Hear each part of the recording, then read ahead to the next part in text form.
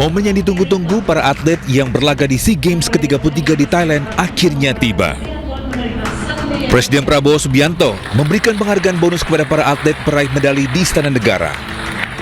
Penyerahan dilakukan secara simbolis kepada para atlet.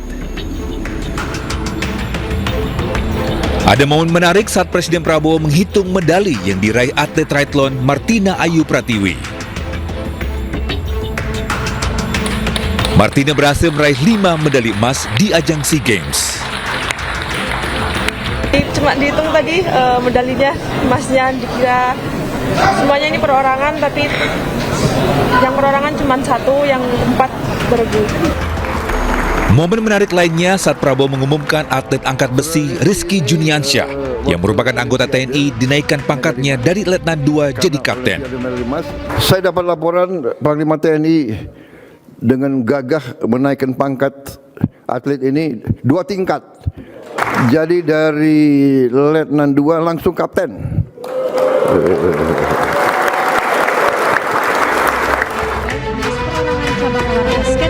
Presiden Prabowo menaikkan bonus khusus bagi para atlet SEA Games peraih medali emas dari 500 juta rupiah jadi 1 miliar rupiah. Kita memberi penghargaan berupa uang. Maksudnya itu adalah justru untuk menjadi tabunganmu dalam masa-masa yang akan datang.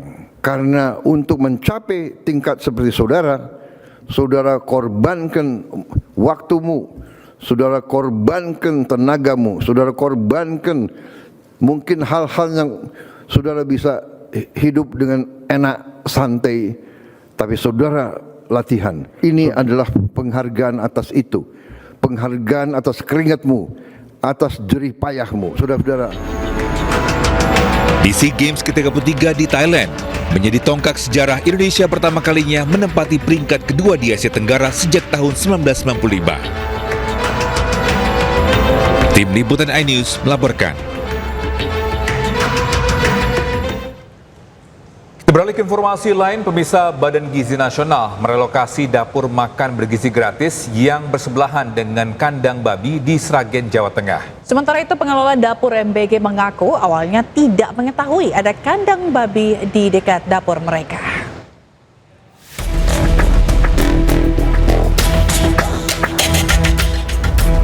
Setelah menerjunkan tim investigasi, Badan Gizi Nasional memutuskan dapur makan bergizi gratis milik SPPG Banaran di Sragen, Jawa Tengah harus direlokasi.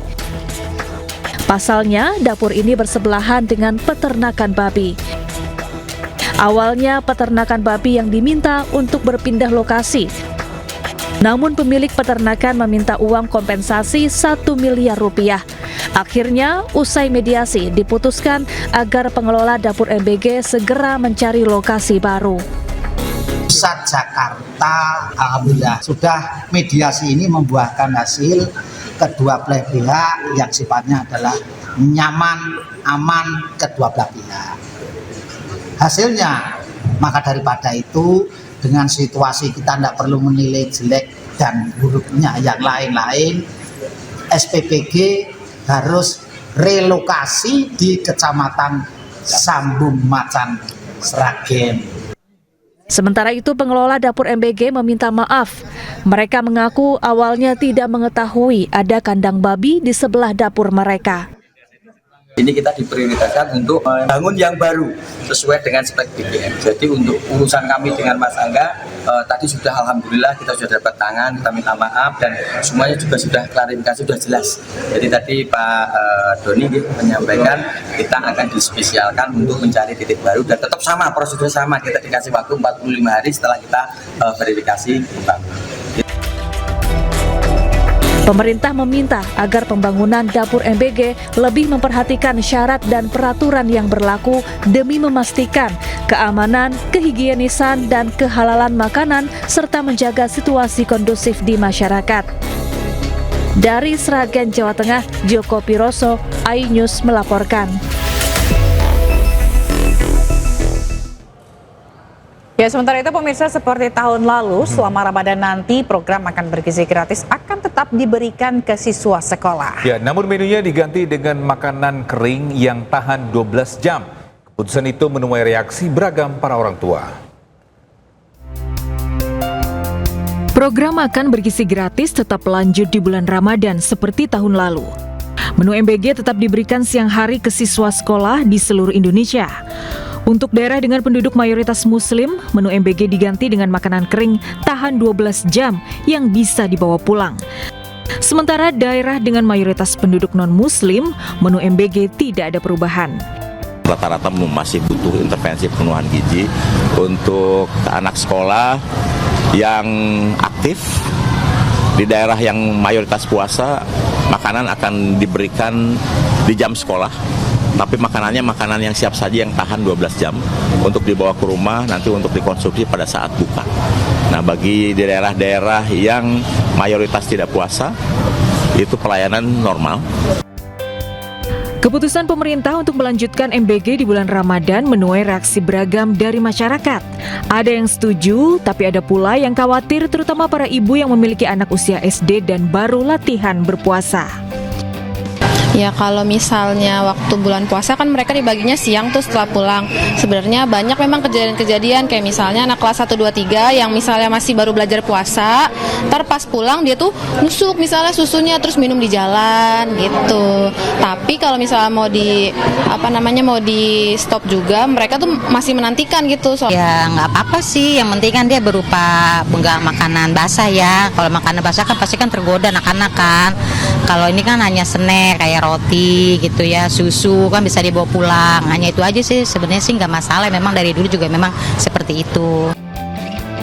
Sepanjang 2025, program makan bergizi gratis menjangkau 55 juta penerima. Tahun ini, MBG ditargetkan menjangkau 82,9 juta penerima dengan total anggaran 335 triliun rupiah. Dari Jakarta, Tim Liputan iNews melaporkan.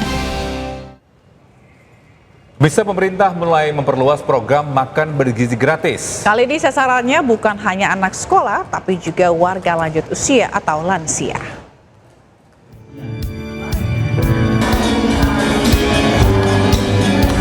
Pemerintah melalui Kementerian Sosial memberi perhatian lebih kepada warga lanjut usia atau lansia. Mensos Saifullah Yusuf menyebut Presiden Prabowo Subianto telah menyetujui pemberian makanan bergizi gratis atau MBG untuk lansia terlantar dan juga penyandang disabilitas. Menurut Mensos, saat ini terdapat lebih dari 100.000 lansia terlantar berusia di atas 75 tahun yang menjadi target program. Tidak hanya sekedar makanan, pemerintah juga akan menyiapkan konsep caregiver atau pendamping. Caregiver nantinya akan dilatih untuk merawat lansia, terutama yang tinggal sendiri dan tidak memiliki keluarga. Namun untuk saat ini program caregiver atau pendampingan masih dalam tahap persiapan dan pelatihan. Sementara program makan bergizi gratis akan didahulukan dengan pemberian makanan sebanyak 2 kali sehari. Mensos menjelaskan MBG lansia merupakan transformasi dari program permakanan yang sebelumnya dikelola kelompok masyarakat. Selain itu, pemerintah menegaskan program ini bukan hanya sekedar memberi makan, tetapi upaya menghadirkan negara untuk warga paling rentan. Tim Liputan iNews melaporkan.